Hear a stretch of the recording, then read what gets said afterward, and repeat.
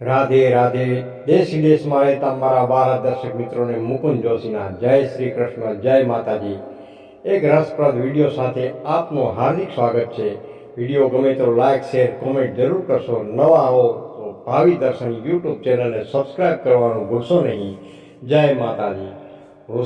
વૃશ્ચિક રાશિનું 2025નું વાર્ષિક રાશિફળ. વૃશ્ચિક રાશિના જાતકો માટે વર્ષ 2025 મિશ્ર પરિણામો લાવી શકે છે.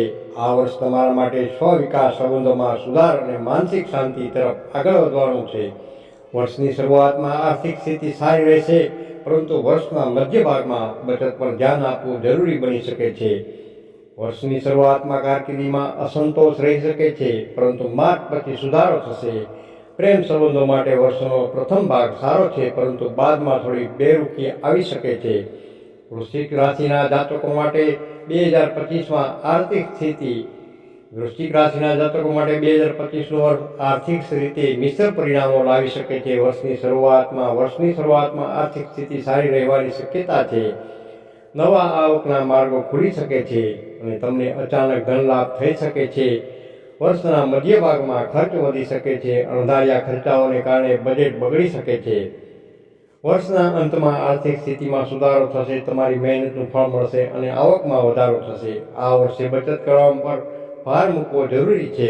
અણધાર્યો ખર્ચ માટે થોડા પૈસા બચાવી રાખવા જોઈએ. નિવેશ કરતા પહેલા સારી રીતે વિચાર કરો.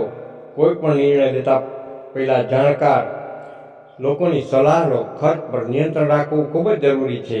અનાવશ્યક ખર્ચ ટાળો. વર્ષ દરમિયાન તમને નવી આર્થિક તકો મળી શકે છે. કાર્યક્ષેત્રમાં પ્રગતિ થશે અને આવકમાં વધારો થશે. જો તમે વ્યવસાય કરો છો તો વ્યવસાયમાં વિસ્તાર થશે. વૃશ્ચિક રાશિના જાતકો માટે 2025નું વર્ષ આર્થિક રીતે મિશ્ર પરિણામો લાવી શકે છે. જો તમે સાવચેત રહીને યોગ્ય નિર્ણય લેશો તો તમે આર્થિક સ્થિતિને સુધારી શકો છો. 2025માં વૃશ્ચિક રાશિના જાતકો માટે આરોગ્યની દ્રષ્ટિએ વર્ષ મિશ્ર પરિણામો લાવી શકે છે. વર્ષની શરૂઆતમાં તમારું સ્વાસ્થ્ય સારું રહેશે. તમે ઉર્જાથી ભરપૂર અનુભવશો. વર્ષના મધ્ય ભાગમાં થોડી આરોગ્ય સંબંધિત સમસ્યાઓ ઊભી થઈ શકે છે. ખાસ કરીને પાચન તંત્રને લગતી સમસ્યાઓ થઈ શકે છે. તણાવ અને અનિદ્રા જેવી સમસ્યાઓ પણ થઈ શકે છે. વર્ષના અંતમાં તમારું સ્વાસ્થ્ય સુધરશે. જો તમે યોગ્ય ખાનપાન અને નિયમિત કસરત કરશો તો તમે સ્વસ્થ રહી શકશો. તમારો આહાર સંતુલિત રાખો. જંક ફૂડ અને મસાલેદાર ખોરાક ઓછો ખાઓ, પરંતુ પાણી પીવો. નિયમિત રીતે યોગ અને વ્યાયામ કરો. તણાવ ઓછો કરવા માટે ધ્યાન અને પ્રાણાયામ કરો. સકારાત્મક વિચારો રાખો. પૂરતી ઊંઘ લો. પોતાને માટે સમય કાઢો અને આરામ કરો.